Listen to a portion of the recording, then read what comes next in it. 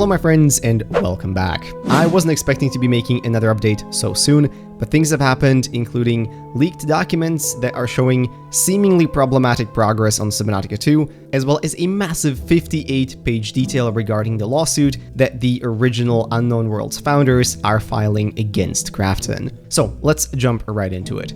First, let's talk about the leaks. You guys might have already heard about these from different sources, but essentially, several slides of a presentation leaked that was supposed to have been from the May review of Subnautica 2 Milestones that was showing a bunch of missing features and lacking content. Now, I don't want to get too much into detail of these, and I will be blurring them on the screen right now to avoid spoiling the stuff they contain, because they do mention things such as names of biomes, types of creatures, numbers of creatures, and types of vehicles. But essentially, the main takeaway here is that, according to this presentation, and according to Krafton, who actually, in an unprecedented move, came out to confirm these leaks, it appears that the development of Subnautica 2 was indeed behind schedule, with a bunch of missing features and a bunch of stuff that wasn't ready.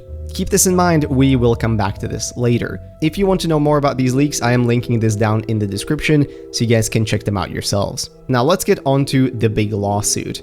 2 days ago, in response to all of this, Charlie came out with another message, posting a massive document which details the case they have against Krafton, most specifically Plaintiff Fortis Advisors LLC, who are acting as the shareholder representative for the original founders of the Subnautica studio, in their case against Krafton, the defendant. Now, I will dig into this, but if you're only interested in the TLDR, the founders are essentially claiming here that Krafton knowingly and intentionally sabotaged the release of Subnautica 2 in 2025 to avoid paying a $250 million bonus to the founders and the staff of Unknown Worlds. They also went a step further and fired the original founders, effectively seizing control over the studio. As a result, the founders are requesting the payout to still happen to them and the studio, and they're also asking to have full creative power returned to them over the studio's actions and the development of Subnautica 2. Now, that's kind of the long and short of it, but now let's dig into the weeds of this,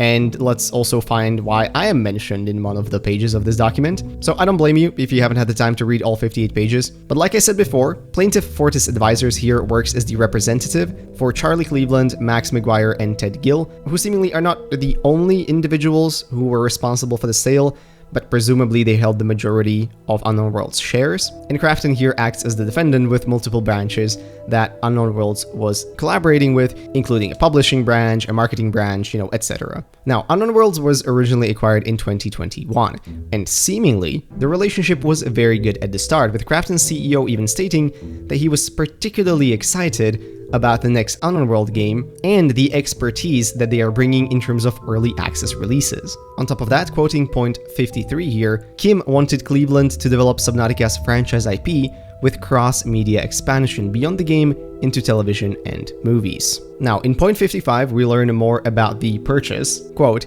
in addition to the $500 million upfront purchase price, a key component of the EPA is the earnout provision, under which the sellers, the founders, and other Unknown Worlds employees alike were eligible for an earnout bonus of up to $250 million based on Unknown Worlds revenue through December 31st, 2025. Now, Krafton seemingly agreed that the founders would retain full operational control of the group companies and all of the materials, including roadmap, launch, planning, etc. Now, seemingly Krafton was fine with the release window in 2025, and they agreed to it in documentation. Now, just so you know how popular the Subnautica 2 unveil was, it became the #2 most wishlisted game on Steam, with over 2.48 million signups, which is massive. And to everybody, it seemed clear that Unknown Worlds had a smash hit on their hands. Now, it seems that that was a turning point, as point 87, quote, after Krafton's leaders reviewed Gill's projections and evaluated the anticipated revenue and earnout numbers, everything changed. And this is where things become really strange.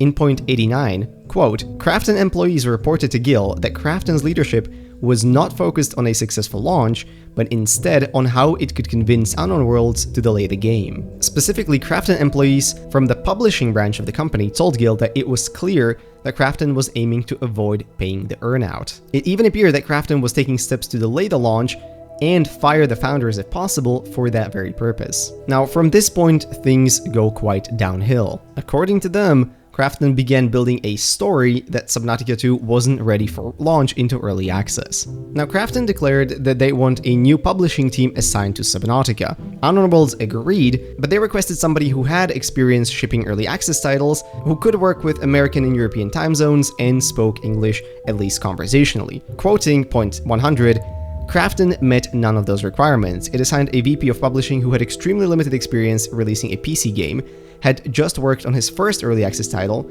was based in Korea and thus in a different time zone, and did not speak English. Now here we get to these slides that previously leaked. Quote on point 107, at the meeting, Krafton announced that the game had to be delayed, based on the review of its internal experts. That the founders would later learn that the purported experts had little expertise to share.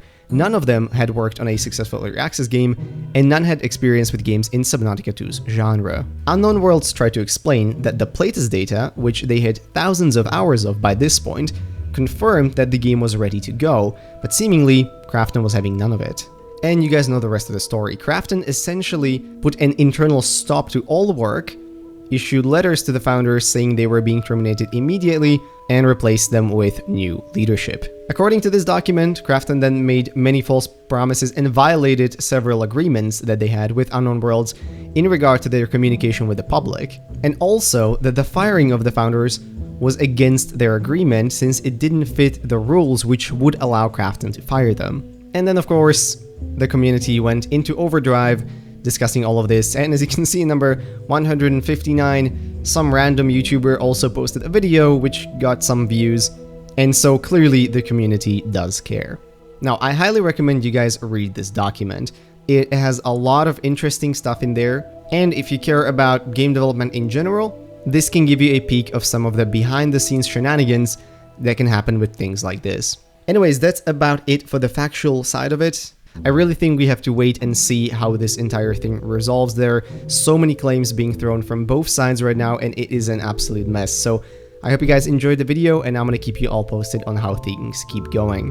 I want to give a huge thank you to our members: Master Ugwe, Silver Soul, Cody the Bumboy, Kronos, Sander, and Crayenda. Thank you guys so much for supporting the channel. It means the world to me. And for the rest of you guys, if you liked the video, maybe consider leaving a like, commenting, or subscribing. All those would be very much appreciated.